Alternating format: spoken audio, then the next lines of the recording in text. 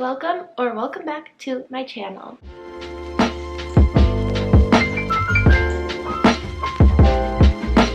Today I want to discuss Tolkien's influence on modern fantasy and how Lord of the Rings, The Hobbit, and the associated stories of Middle-earth have sort of shaped the modern fantasy genre as we know it and have continued to hold relevance, honestly, decades after publication. I mean, there have already been a bunch of movies, but there's also an entire series coming out this year, I think. I might be wrong about that, but I think there's a whole series coming out this year on Amazon. So that just goes to show how relevant this still is and how these stories and this whole universe has remained exciting and interesting to people still in 2021, which is wild. But it makes total sense. So obviously this is a little bit more specific to like high fantasy in particular, kind of like that historical fiction type fantasy. So I'm kind of viewing it through that lens. But I do think that there are just a lot of trends that were popularized by J.R.R. Tolkien within this genre and helped give his work so much depth and so much longevity. So it's definitely worth exploring why that is and why we all still love it. I'm going to be talking about 4 ways that I think Tolkien helped his work be a little bit more interesting and have a little bit more depth than a lot of fantasy. So the first way in which Tolkien made his stories feel incredibly real was by taking existing myths and legends and expanding the detail and intertwining the backstories to create this sort of unique history and mythology within the universe, within Middle-earth. Of course, all fantasy writers borrow to a certain extent from existing material, but I think that how they build on what they're borrowing and whether or not they improve it is really, really important. So Tolkien brought his lore to life by treating it like actual history that happened, that just like happened to have fantasy elements, if that makes sense. And I think that that's one of the things that just makes these truly feel like they could be old lost texts or something like that. I don't know. I think that the way that he reimagined a lot of myths that we kind of already know and a lot of creatures that we kind of already know has definitely helped these stories just have such lasting power. Elves are a really good example of this, actually.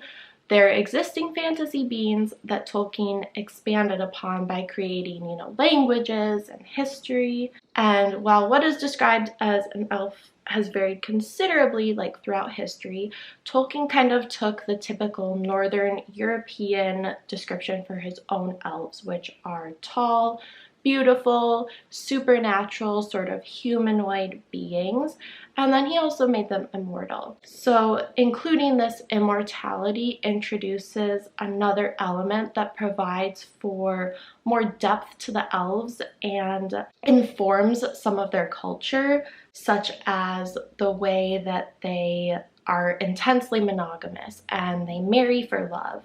And I think that this immortality also influences things like how elves reproduce less frequently.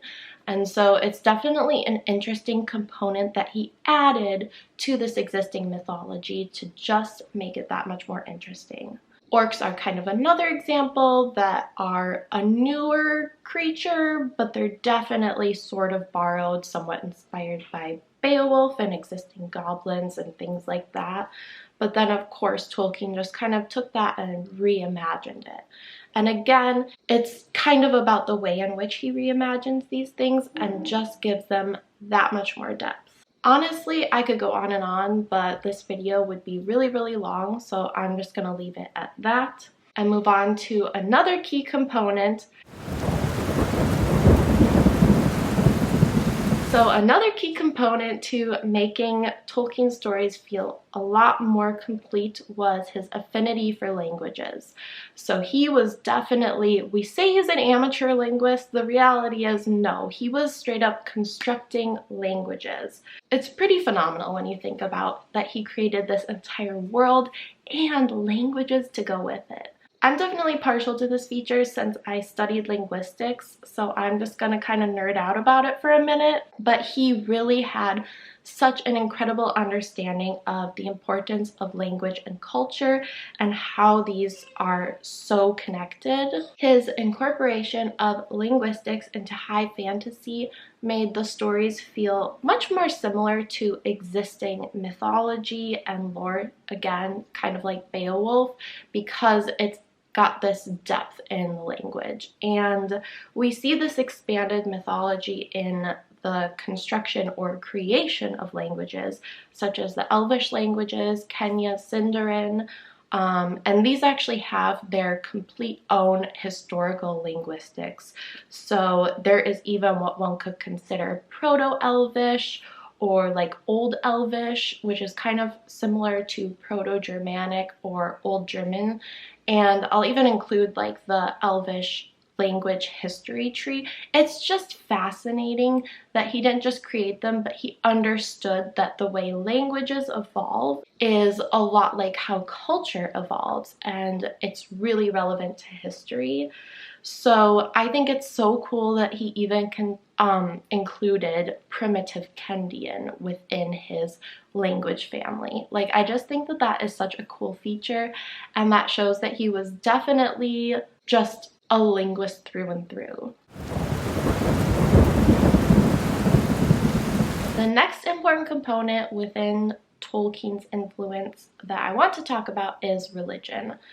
It's clear that there is definitely significant religious influence in Tolkien's fantasy, especially when one looks into his personal life. Honestly, this does not particularly matter one way or the other to me personally, except that I do think these metaphors serve to kind of strengthen his storytelling. Whether the reader is religious or not, the effect is the same. That the parallels drawn between religion, Christianity in particular, and the story just serve to sort of strengthen that mythology because it ties it to a mythology that we're sort of already familiar with. And then it also informs some of the themes that are sort of explored. There are even a lot of parallels to be drawn. An obvious example is like Sauron, as described in the Silmarillion. He is one of the immortal spirits created by Eru. And basically, Eru's like this supreme being, basically like god of Middle Earth. And then Morgoth went bad, and Sauron kind of was like, yeah, I think I'll join you. And then he was just like evil after that. There's a lot more mythology to that, but the gist of it, the basic component of it is that there's almost this fallen angel type story behind Sauron. It kind of brings to mind the background of Satan. Of course, there's definitely a similarity or a parallel to be drawn between Morgoth and the devil, but I just think that it's kind of interesting that there are like these supreme mythical beings. There are definitely a couple ways to look at that, but I think that there's a lot of examples like that within these stories if you're looking for them. But I don't think that this was purely coincidental. Tolkien was an incredibly devout Catholic who found religion and God very, very important, and he definitely, I think, purposefully incorporated themes of good and evil and power and things like that to definitely express his beliefs. But I also think that it ended up making for really good reading and really good storytelling. Not relevant, but I'm not religious at all, so this isn't necessarily something that I'm advocating, but I do think it improved his stories. The last way in which I think Tolkien really brought his stories to life was through his personal experiences. Perhaps the most notable of this is his experience in World War I, which definitely informed both The Hobbit and The Lord of the Rings.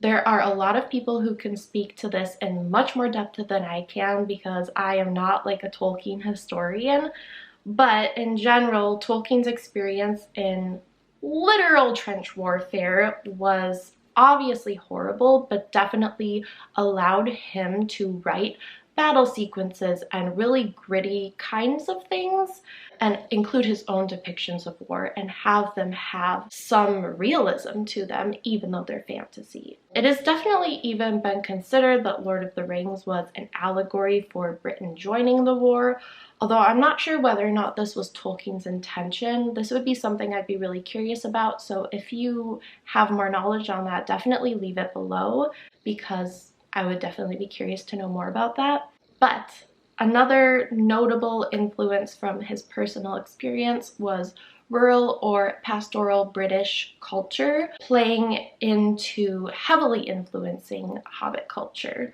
This is particularly seen in the food. That's probably one of the things that really just is so obvious about it. It's definitely described very similarly to like British food of Tolkien's era. Mince pies, cheese, bread, seed cakes, tarts, like the classic British breakfast, ham, sausages, eggs. These are definitely all mentioned heavily in the books. Things like rabbit stews and stews like that, and even the meal times and the snack times themselves. Elevensies and afternoon tea, of course, were like snack or meal times that were historically observed by people in Great Britain and Ireland. So you can definitely see that there was a lot of influence from his own home cultures, I suppose, on Hobbit culture. I'm not really sure how to wrap this up, so I think I'm just gonna end this video. I don't know how to do an intro or an outro, it's fine. But it's definitely clear that Tolkien's stories and mythology are still relevant within fantasy, especially high fantasy, and I think that what I've mentioned are just some of the main reasons why they've again had just that longevity, that staying power. But definitely let me know below if you agree or if you disagree, and if there are other aspects that you think helped bring Tolkien's universe to life. Also, definitely please correct me below or add any information if you have anything interesting to add, because I am not a Tolkien expert, I'm just a fan. But I feel like there are definitely people who know a lot more about his history, life, influences, themes, etc. than I do. So I would definitely be interested in hearing that. But that's gonna be it for this video. Thank you so much for watching. I will see you later.